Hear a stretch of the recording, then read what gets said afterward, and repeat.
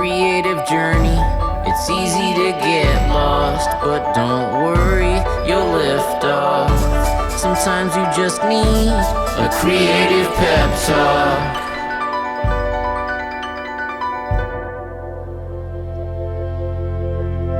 Hey, you're listening to the Creative Pep Talk podcast. I'm your host, Andy J. Pizza. When I was first starting out, all I wanted as an illustrator, as a creator, was a style.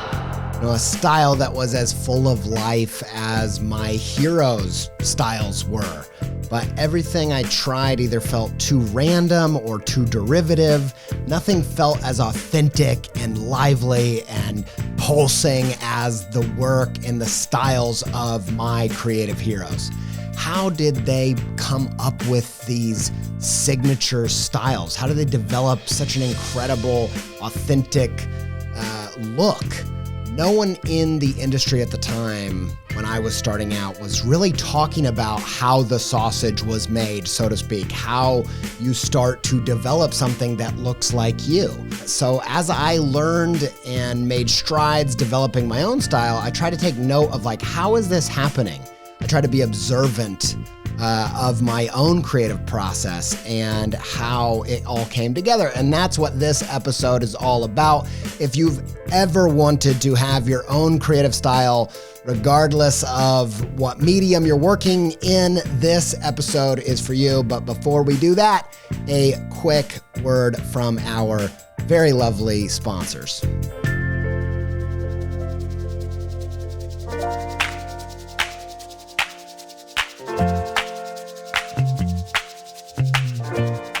I want to say a quick thanks to our print sponsor for this year's calendar. So every year we take the best episode art and we put it into a kind of album of work that is the next year's calendar.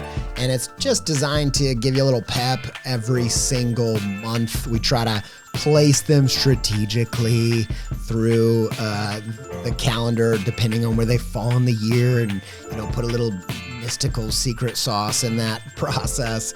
I have never been more proud of the calendar because our print sponsor, Jack Prints, helped me reach my print dreams with this new uncoated stock that you can even write on with a pencil.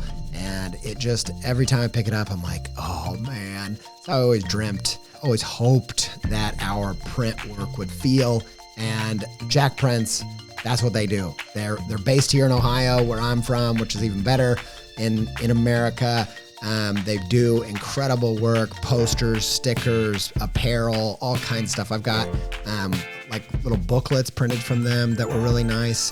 They do great work, and I highly recommend them. jackprints.com, JAKPRINTS.com. And you can get our calendar at creativepeptalk.etsy.com. Thank you to everybody that's already bought one. I hope it brings you tons of pep, and all of the purchases in that shop help support this show and make it possible to make new episodes. So I really appreciate it. We all do at the Creative Pep Talk team.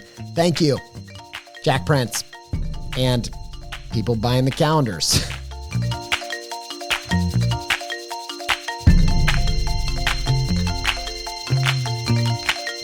Massive thanks to Skillshare. There's nothing better than getting better. Accomplishing growth is extremely satisfying, and online classes from Skillshare make it possible.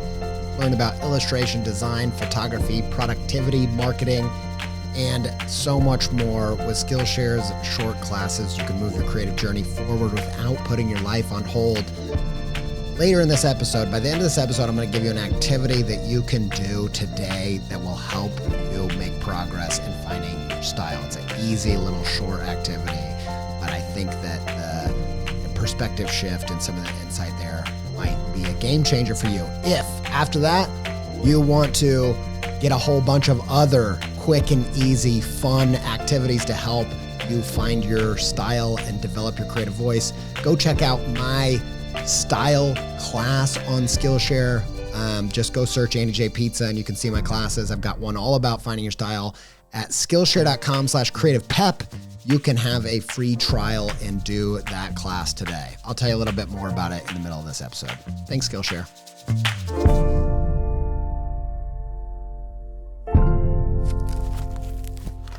Chapter 1, Style is Dead. The first step for me in progress finding my own kind of signature style within my work was realizing that style isn't as important or miraculous or otherworldly as I thought it once was. For me, the first step was downgrading what I thought style even was. Because when you see style for what it is, it actually becomes less mythical and more attainable. So what is style? I don't think it's the part of your work that's alive. I think it's the dead stuff in your work. And no, I'm not like a fashion guru being like, cool is out, uncool is in. Long live unstyle, style is dead. I'm not like Mugatu. Are you not aware that I get farty and bloated with a foamy latte? My mistake, Jacobin. Your mistake indeed. But I'm just saying that when you realize that style isn't this transcendent thing that only a few stumble upon, and it's just something that enables your best work. It's not the transcendent, it's not the best of your work. It just enables, it's just an environment for your best work to happen. You'll find it easier to attain it. So let me explain what I mean by that. So when I was starting out, all I wanted was to find my style, like I said, and looking back, it makes a lot of sense why I was so obsessed with style, because all the most creative things I encountered were made by someone who had such a clear sense of their style. It was such an obvious pattern. For me, it was people like Jim Henson, the creator of the Muppets. It's such a signature voice and style pulsing through everything Jim Henson made. Tove Jansson, the creator of Moomin. Hayao Miyazaki, creators of films like Totoro and Spirited Away. The thing that all of these creators had in common, that as far as I could tell, was they had this distinct, clear, and recognizable style. This style just had to be the source of the life that was pumping through every single thing that they made. So of course, style had to be where these new things were coming from. And I wanted to find that same kind of signature style. But as I went along in my creative journey and made progress in developing my own style, I started to realize that this wasn't maybe what was actually happening. By the time I started to make some progress and had kind of my own look as in the stuff I was making, it started to feel hollow. Like style on its own just kind of felt empty. At first, I was tempted to kind of jump to the conclusion that I think a lot of creators later in their practice adopt, which is style is nothing, style is meaningless, forget style. Style's dead. But then why was it that all of my all-time favorites had such a distinct style if it was nothing to do with what was successful about their work? Like, which is it? It doesn't make any sense. How was it that this new, exciting, lively work sprang forth from a dead thing like style? How is it that my creative heroes' style seemed to so spontaneously generate incredible works of art so consistently? Have you ever heard of that phrase, spontaneous generation? Like, do you remember hearing about that in high school? It's this archaic theory where life is springing forward from nothing. You know, like maggots originating from rotten meat, or mice coming from left out bits of bread and cheese. Like if you had some old bread and cheese and you wrapped it up and you accidentally left it in a corner of a room and you opened it up, there would be baby mice in there. And they just were like, clearly mice come from old bread and cheese, or clearly maggots come from old raw meat. Like that's where they come from. This theory is called spontaneous generation. And of course, we now know that it's impossible for some rotting cheese to birth a mouse. It seems ridiculous in retrospect, but without what we know now, it kind of makes sense. Like you don't have any mice, leave out some cheese, all of a sudden you have some mice. So you can see why they'd think this new life was coming from this dead thing. But we now know in reality, this wasn't where the things were being born from. This dead thing was not where the new lively stuff was originating from at all. They didn't produce the new thing. They weren't where this life was coming from. They were the ideal circumstances for new things to flourish. These settings took care of everything, made all of the environment just right so that the new things had a perfect atmosphere to begin, to have a great start. And I think the same is true for style. In my experience, style isn't what's alive in your work, it's what's dead. My favorite style quote that I've ever heard is from Alfred Hitchcock, who said, "Style is just self-plagiarism." It's just copying the lively stuff from the last work that really worked and doing it again. But of course, when you do it again, it's not going to bring that same bit of life. But that's not the point of it. It's literally taking how you shot that last scene in the movie that you made that you love the most and just copying it and setting up all your new scenes like that one.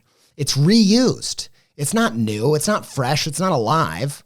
But like that bit of cheese or that hunk of rotting meat, it may not be the part that's alive, but it's where the live stuff is able to happen. It's the perfect setting for something new to spring forth. Why? Because I know most people assume style's purpose is to make your work unique or memorable, but I don't think that's what style is about at all. And I think it's one of the places where we go wrong is thinking we need to make this so unique, this thing that just defines our work, but it's not that. I think the gift of style and the reason it correlates with great work so often is that it creates a setting that is efficient for new things to begin.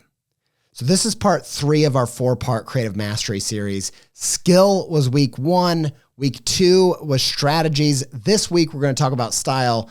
The final part, week 4, we're going to talk about substance. I now believe that it's substance that was the thing I was encountering in the work of my creative heroes like Henson, Janssen, and Miyazaki.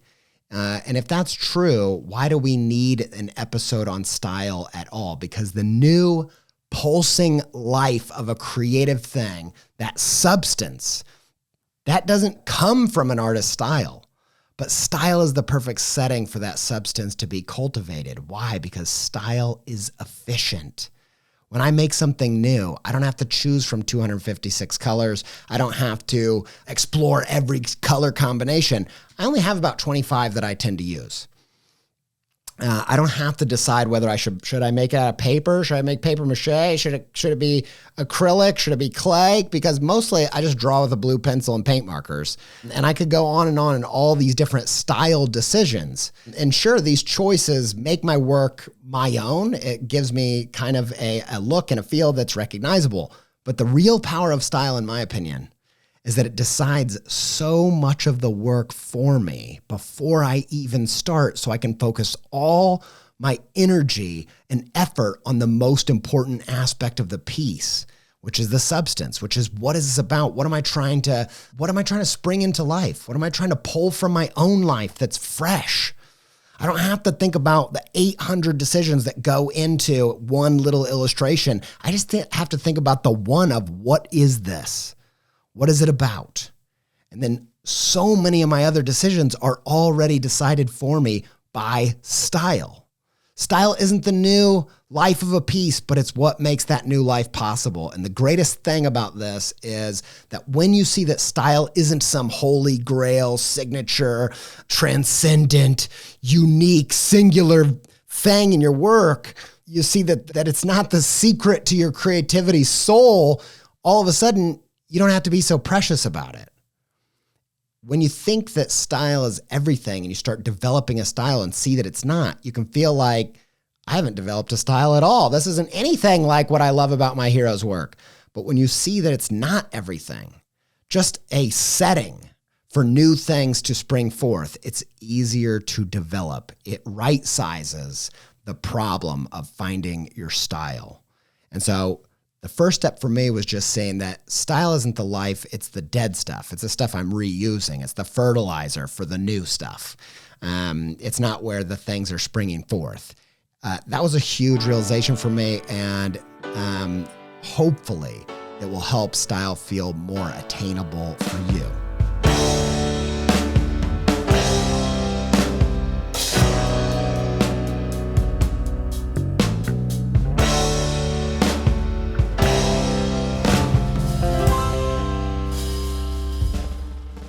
Chapter 2.